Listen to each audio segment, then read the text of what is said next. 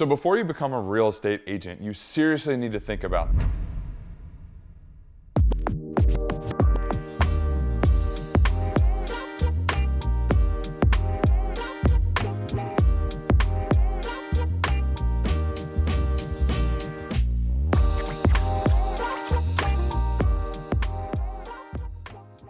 So you just got your real estate license. First of all, congratulations. Now, first things first, you need to pick a firm. So for today, we're gonna split this into 3 parts. First part, splits and fees. Second part, who you're actually affiliating with. And the third part is the long-term benefits to staying with that specific firm.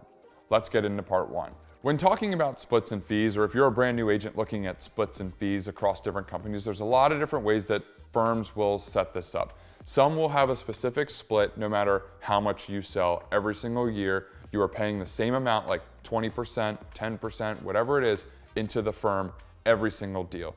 Some firms have a cap structure with their splits where maybe it's an 80-20 split, but you're only paying 20% until you pay the firm $8,000 a year or $16,000 a year. Whatever it is, the more you're able to keep in your pocket during your fiscal year. Now, one thing to really think about when you're looking at splits, when you have a higher split that you are making and you're paying less to the firm, typically you will see that the firm will not be providing as much coaching, training, incentives, anything to you.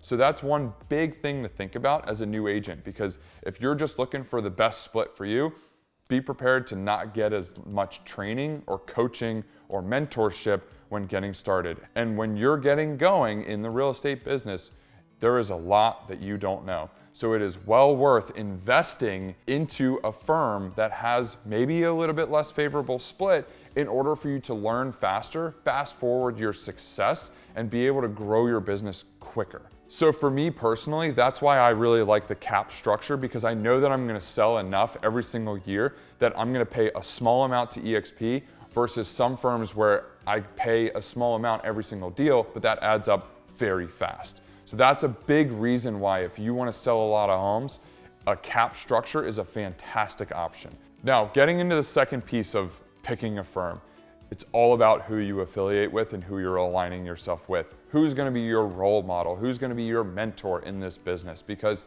what you want to do is you really wanna structure your business in a similar way to someone who has done it before. They can tell you the pitfalls to avoid. They can tell you the success stories that are going to align with what you want to do with your business. So make sure that you're aligning yourself with the right person. So this is where networking comes into play. If you're online or on social media or going to different real estate events and you see an agent there that has a business that's very similar to what you've always dreamed of and pictured your business looking like, go network with them, go talk to them, go build a relationship with that agent, because for all you know, they may be looking for a new person to mentor. They may be looking to expand their team. You never know unless you ask. So go up, network with them, ask them if they are looking to expand their team, looking to help new agents, because you want to build your business just like how they built theirs. Now, when it comes to the firm itself, you want to make sure that the firm actually has successful agents who are high producing and can mentor you and want to mentor you, because that's going to be critical in your success initially. One quick little side note on the whole networking and aligning yourself with the right people is it gives you access to the best people. If you're aligned with the right person, they can also open the door and give you access to the people that they have networked with. And that's a huge piece, especially as a new agent, because you're gonna run into a lot of roadblocks. And the biggest thing is how fast can you get through those roadblocks? How fast can you pick up the phone and get your question answered so you can keep moving forward and keep working on building your business? So the last thing as a brand new agent to think about when you're looking for a new firm is, what are the long-term benefits to being at that firm? What are the long-term incentives to being at a firm?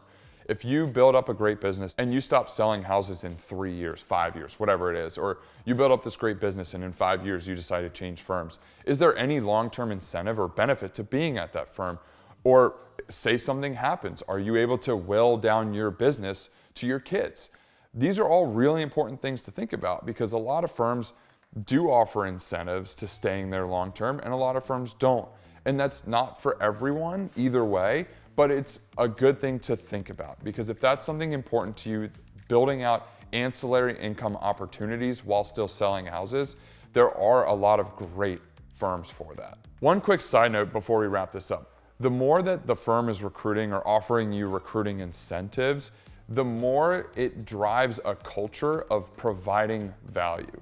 A lot of firms, if they offer recruiting incentives like EXP does, it's no secret that they do. Because of that, it's driving this culture of who can provide the most amount of value versus who can provide the lowest splits, who can provide the cheapest service, who can provide the best splits for the agent. It's more about who can provide the most value to new agents, experienced agents, teams, whatever it is. So, to put a bow on this whole thing, before we go to part 2 next week, if you are a new agent looking for a new firm, the biggest thing to think about, all of this combined, is where can I go that I can get the most amount of value to build my business? And I'll see you next week.